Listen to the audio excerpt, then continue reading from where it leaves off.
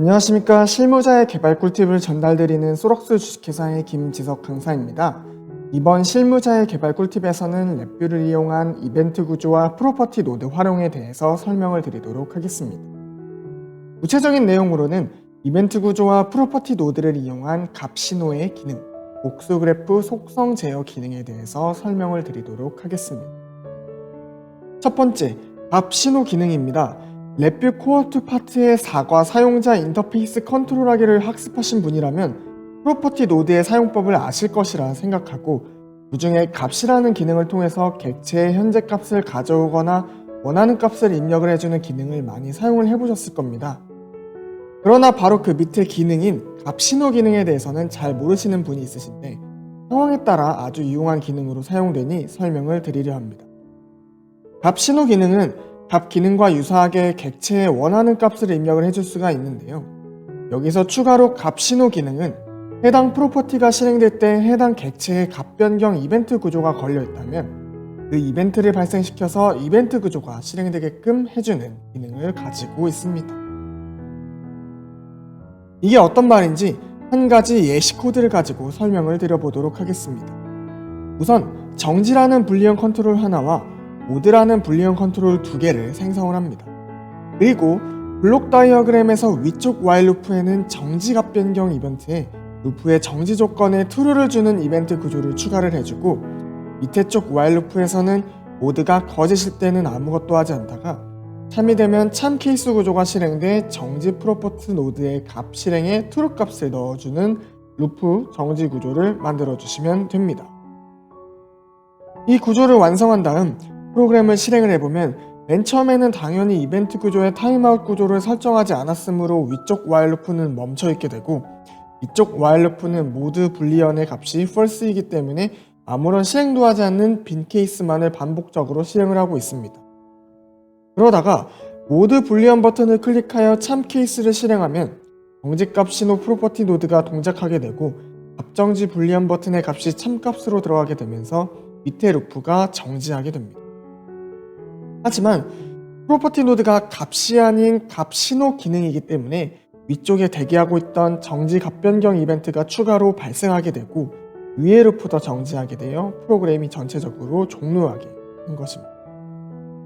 실제 코드가 동작하는 영상으로도 확인을 한번 해보겠습니다.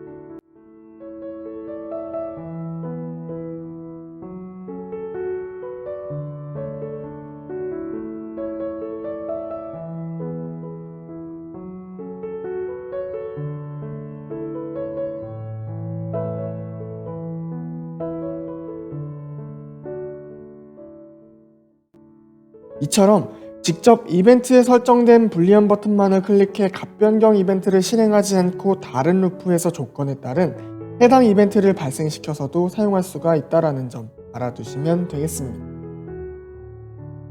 다음으로 이벤트 구조와 프로퍼티 노드 활용 두 번째 기능인 복수 그래프 속성을 한 번에 제어하는 방법에 대해서 설명을 드려보도록 하겠습니다. 많은 SI를 진행하면 해당 기능을 요청하는 고객분들이 많으신데요. 일반적으로 그래프의 선, 굵기, 색상, 라벨, 보이기 등등을 변경할 때는 모든 그래프의 속성에 들어가 하나씩 일일이 설정을 해줘야 됩니다.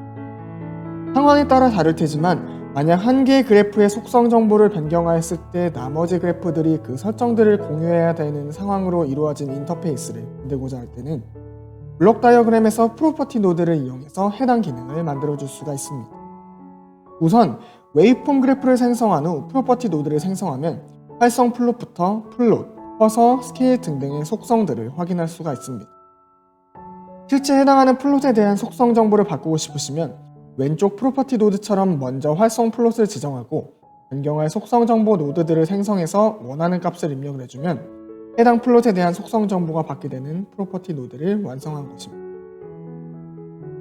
이제 본격적으로 복수 그래프의 속성을 한 번에 제어하기 위해 예시로 그래프 1, 2, 3를 만들고 반복문에 이벤트 구조를 넣고 그래프 1번에 대한 플롯 속성 변경 이벤트를 설정을 해주겠습니다. 그리고 프로퍼티 노드를 생성해 출력되는 컨트롤 참조와 플롯 인덱스 값을 연결을 해주고 속성을 바꿀 노드들을 추가로 꺼내줍니다. 그 다음 1번 그래프의 설정 변경에 따라 같이 변경될 그래프들의 프로퍼티 노드를 이벤트 구조에 들어있는 프로퍼티 노드와 동일하게 생성하고 일치하는 노드들을 다음과 같이 연결을 해주면 해당 기능에 대한 구성이 완료됩니다. 코드를 실행하면 1번 그래프의 속성 정보를 변경했을 때 2번과 3번 그래프에도 해당 속성이 변경 적용됨을 확인하실 수가 있습니다.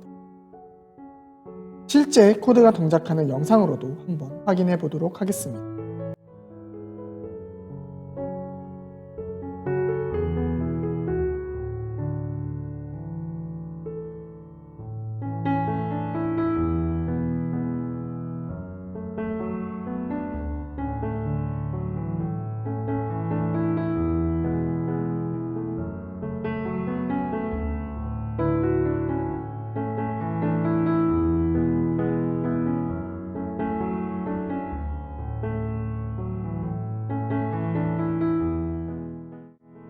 이처럼 프로퍼티 노드와 이벤트 구조를 사용하여 한 개의 그래프의 속성 변경을 복수 개의 그래프에 적용하여 전체적인 그래프의 속성 정보를 컨트롤할 수가 있습니다.